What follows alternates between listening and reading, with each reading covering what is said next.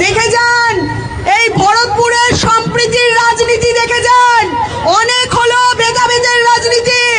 এই মুর্শিদাবাদে আর ভেদাভেদের রাজনীতি হবে না। এই মুর্শিদাবাদে সুষ্ঠুভাবে রাজনীতি হবে, ভ্রাতৃত্বপূর্ণ রাজনীতি হবে। যেমন মন্দিরের ঘন্টা বাজলে তেমন মসজিদে আজান পড়বে। এই কথা এই ভরতপুরের মাটি থেকে আমি বলতে চাই। হুমায়ুন কবির কালকে বিস্ফোরক মন্তব্য করেছেন। দাঁড়ান আমি একটু হালুয়াটা খেয়ে নিই, তারপরে বলছি। ডিমের হালুয়া। আমি পবিত্র মহরমে আমি আমন্ত্রণ পেয়েছি। আমন্ত্রণ পেয়ে আমি বিভিন্ন মহরম কমিটিতে ওখানে গিয়েছি। গিয়ে আমার মায়েরা ওখান থেকে হালুয়া নিয়ে এসে খাইয়েছে। আজকে এই মেলা উদ্বোধনে আমি এসেছি। হুমায়ুন কবিরের কষ্ট হয়েছে। হুমায়ুন কবির দেখছে আমাকে মহরমে ডাকছে না, হালুয়া কম খেয়েছে। আমি চাচিদেরকে অনুরোধ করব, আমার মায়েদের বোনদের অনুরোধ করব, হুমায়ুন কবিরকে ডেকে একটু হালুয়া খাইয়ে দেবেন। উনি যে নোংরা রাজনীতি করছে, ওনার কষ্ট হয়েছে, একটু হালুয়া খাইয়ে দেবেন।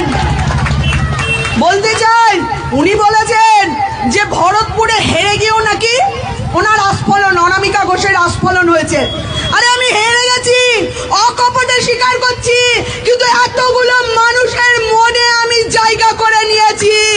আজকে হুমায়ুন কবিরকে বোঝা উচিত, আজকে হুমায়ুন কবিরকে বোঝা উচিত। আমি বলতে চাই উনি আস্ফলনের যে গল্প শোনাচ্ছে, উনি এই ভরতপুরের বিধায়ক ছিলেন তো।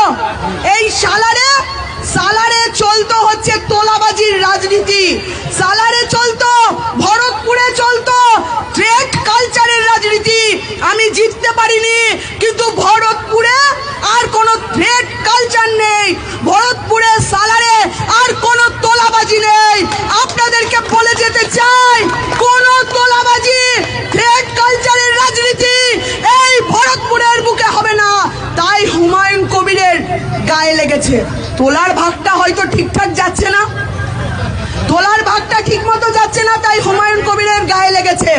আমি বলতে চাই আজকে এই পবিত্র মহরম উপলক্ষে যেই মেলাতে আমি এসেছি আমন্ত্রণ পেয়ে, সেই মেলা উপলক্ষে আমি বলতে চাই আপনি যে ভেদাভেদের রাজনীতি করছেন, মনে রাখবেন সরকার বদলেছে, ভেদাভেদের রাজনীতি করবেন না। আপনি আমার মুসলিম সম্প্রদায়ের কে সামনে রেখে নোংরা রাজনীতি করছেন। আপনি বলছেন বিজেপি দেখলেই মারবো, লাখ লাখ মুসলিমকে নামিয়ে দেব রাস্তায়।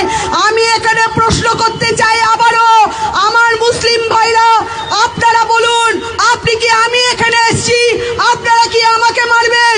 কোন হিন্দু ভাইকে মারবেন? কোন বিজেপির কার্যকর্তাকে মারবেন? আমি বলতে চাই এ কথা কোনো মুসলিম ভাইরা বলবে না, এ কথা একমাত্র হুমায়ুন কবির বলে।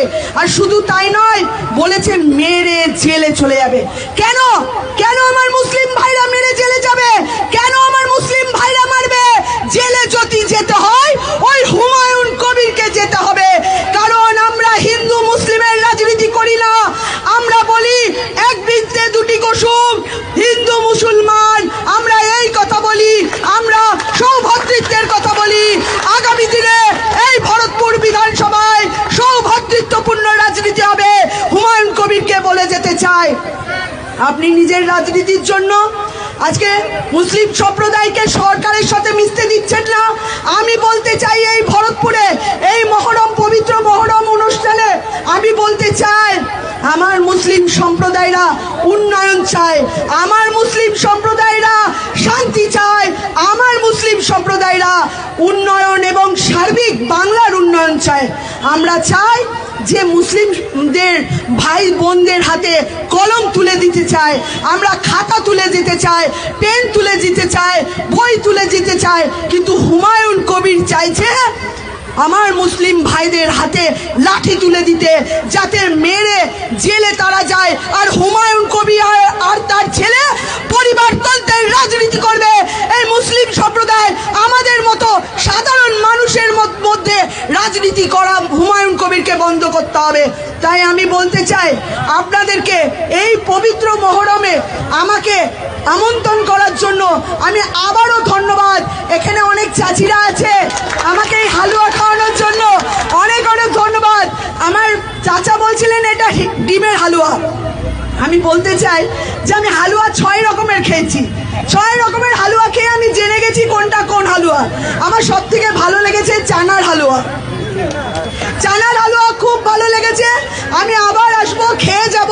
কিন্তু মনে রাখবেন আমি আপনাদেরই মেয়ে, আমি আপনাদেরই মেয়ে। সুখে দুঃখে সবসময় আপনাদের পাশে থাকার অঙ্গীকারবদ্ধ। তাই আপনাদের যদি কোনো সমস্যা হয় আমাকে জানাবেন। আর এই মেলা যেহেতু মানে আমি বলার পর সুষ্ঠুভাবে এত সুন্দরভাবে মেলা হচ্ছে, আমি অত্যন্ত গর্বিত। এই মেলায় কোনো রকম বিশৃঙ্খলা হবে না। যদি কেউ করার চেষ্টা করে সেটা প্রতিরোধ করব আমরা গ্রামবাসীরা প্রতিরোধ করব। কারণ বিশৃঙ্খলা ভরতপুরের মাটিতে আর হবে না এবং আমরা নিজেরা দায়িত্ব নেব। কোনো সমস্যা হলে জানাবেন, আমি সর্বদাই আপনার পাশে আছি। ভালো থাকবেন, সুস্থ থাকবেন এবং আমার জন্য দোয়া করবেন। এই বলে আমি আমার বক্তব্য শেষ করছি। নমস্কার সকলকে। হ্যালো, আমাদের অনামিকা দিদি এইখানে বক্তব্য শেষ করলেন।